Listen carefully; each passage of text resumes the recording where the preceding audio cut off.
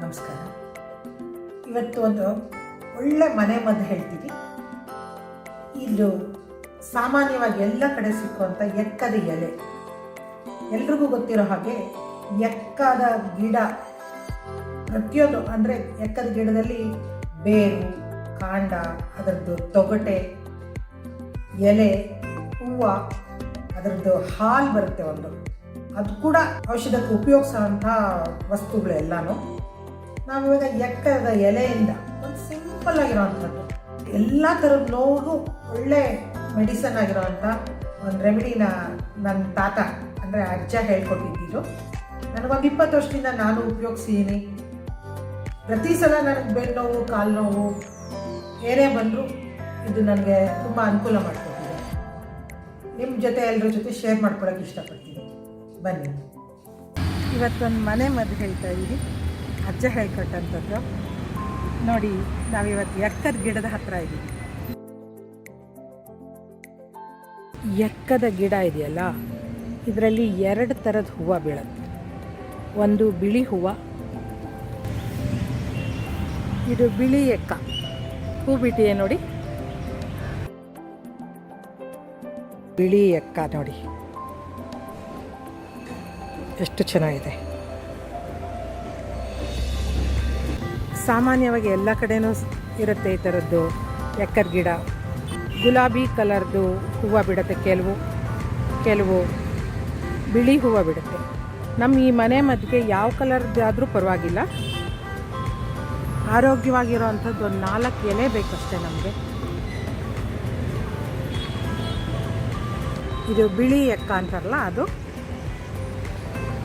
ಈ ಎಕ್ಕ 100 ಔಷಧಗಳಿಗೆ ಉಪಯೋಗಿಸೋಂಥ ಗಿಡ. ಇದರ ಬೇರು, ಇದರ ತೊಂಡೆ ಅಂದರೆ ಮೇಲ್ಗಡೆ ಇರೋಂಥ ಕಾಂಡದ ಸಿಪ್ಪೆ, ಕಾಂಡ, ಎಲೆಗಳು ಎಲ್ಲ ಪ್ರತಿಯೊಂದು ಹೂವು ಪ್ರತಿಯೊಂದನ್ನು ಆಯುರ್ವೇದದಲ್ಲಿ ಉಪಯೋಗಿಸ್ತಾರೆ.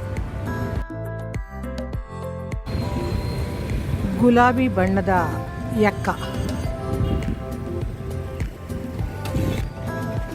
ನಮ್ಮ ಔಷಧಕ್ಕೆ ಈ ಥರದೊಂದು 4 ಎಲೆ ಬೇಕಷ್ಟೇ.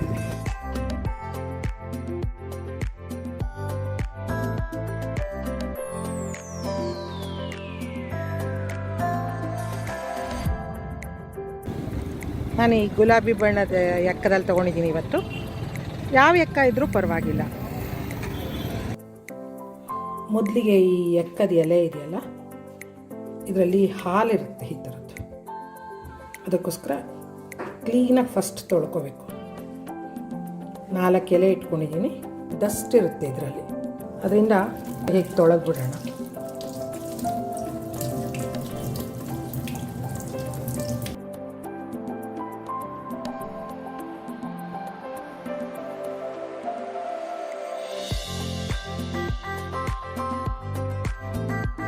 ಒಂದು ಲೀಟ್ರಷ್ಟು ನೀರು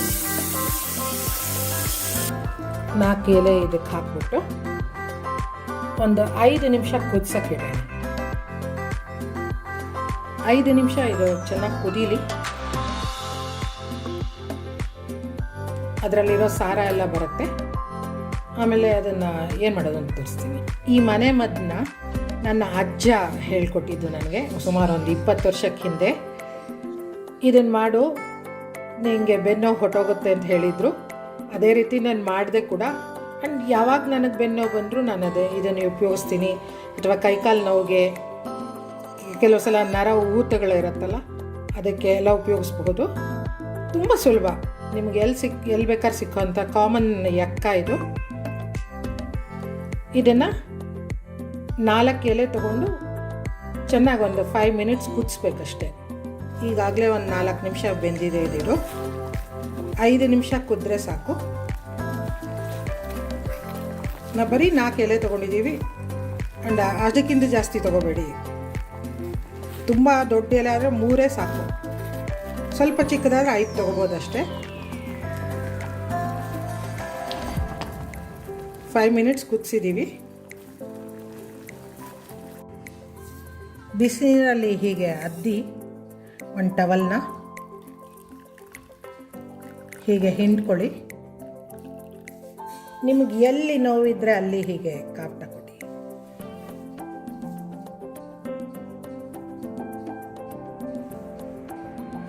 ಹೀಗೆ ಒಂದು 15ರಿಂದ 20 ನಿಮಿಷ ಕಾಪ್ಟ ಕೊಡಿ.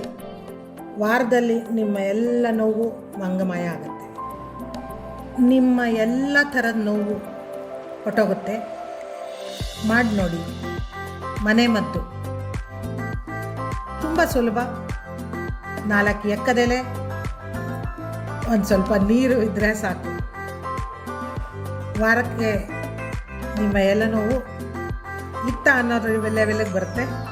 ಮಾಡಿ ನೋಡಿ, ನೀವು ಟ್ರೈ ಮಾಡಿ. ನನಗಂತೂ ತುಂಬ ಉಪಯೋಗ ಆಗಿದೆ. ನಾನು ಸುಮಾರು ಒಂದು 20 ವರ್ಷದಿಂದ ಇದನ್ನು ಉಪಯೋಗಿಸಿದ್ದೀನಿ.